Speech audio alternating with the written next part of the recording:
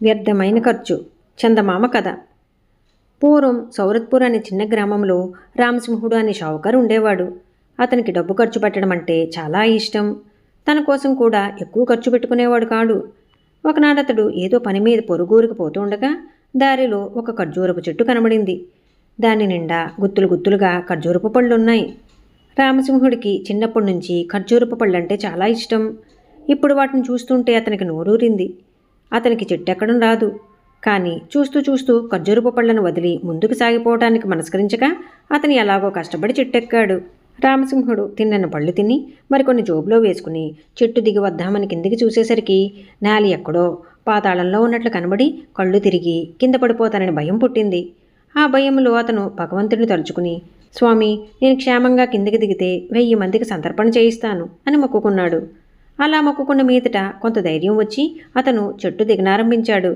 కొంత దిగినాక కిందికి చూస్తే ప్రమాదం కొంత తక్కువగా ఉన్నట్లు తోచింది. అందుచేత రామసింహుడు 1000 మందికి కాకపోయినా 500 మందికి సంతర్పణ చేయక తప్పదు, ఇది దేవుడితో కూడిన విషయం అనుకున్నాడు. ఇంకా కొంచెం దిగినాక అతనికి 500 మందికి సంతర్పణ చేయడం చాలా అనవసరమని తోచింది. 100 మందికి చేస్తే చాలనిపించింది. చివరికి అతను క్షేమంగా చెట్టు దిగి 500 మంది అలగా జనానికి సంతర్పణ చేయటం ఒక సద్బ్రాహ్మణుడికి సంతర్పణ చేయడంతో సమానం. అందుచేత ఒక సద్బ్రాహ్మణుడికి విందు చేస్తాను అనుకున్నాడు.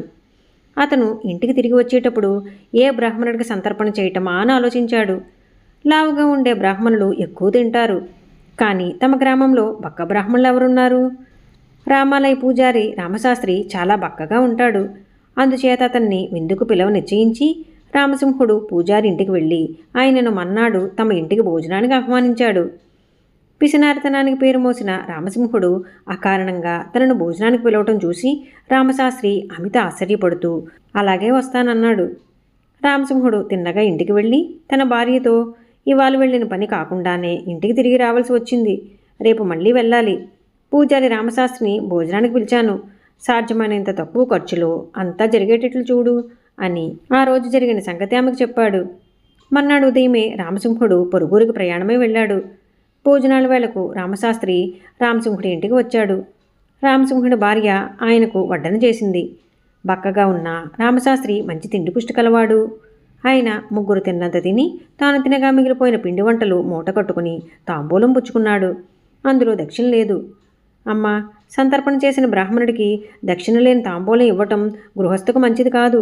ఇందులో 2 బంగారు కాసులు పెట్టు అన్నాడు రామశాస్త్రి రామసింహుడు భార్యతో. చేసేది లేక ఆమె 2 బంగారు కాసులు తెచ్చి రామశాస్త్రికి ఇచ్చింది. ఇది జరిగిన మన్నాడు రామసింహుడు ఇంటికి తిరిగి వచ్చాడు. బ్రాహ్మణ సంతర్పణ ఎలా జరిగిందో, ఎంత ఖర్చు అయిందో భార్య భర్తకు చెప్పింది. రామసింహుడి గుండె బద్దలైనంత పని అయింది. అతను భార్యను తిట్టి, నిన్ను పిచ్చిదాన్ని చేసి ఇల్లు దోచుకుపోయినా ఆ దొంగ వెధవ పని పడతాను అంటూ కర్ర తీసుకుని రామశాస్త్రి ఇంటికి బయలుదేరాడు.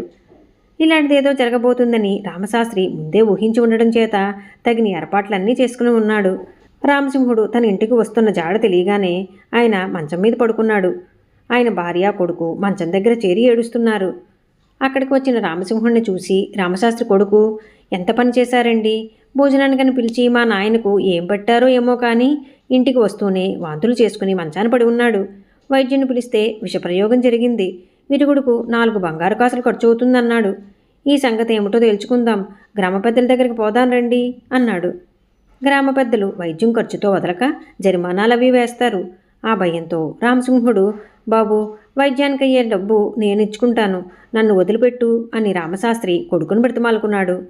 రామశాస్త్రి కొడుకు రామసింహుణ్ణి దయతలిచినట్లు నటిస్తూ 4 బంగారు కాసులు పుచ్చుకుని పంపేశాడు. అటు తరువాత రామసింహుడికి ఖర్జూర పళ్ళు గుర్తొస్తే గుండె దడదడలాడేది. ఈ కథ మీకు నచ్చినట్లయితే లైక్ చేయండి, షేర్ చేయండి.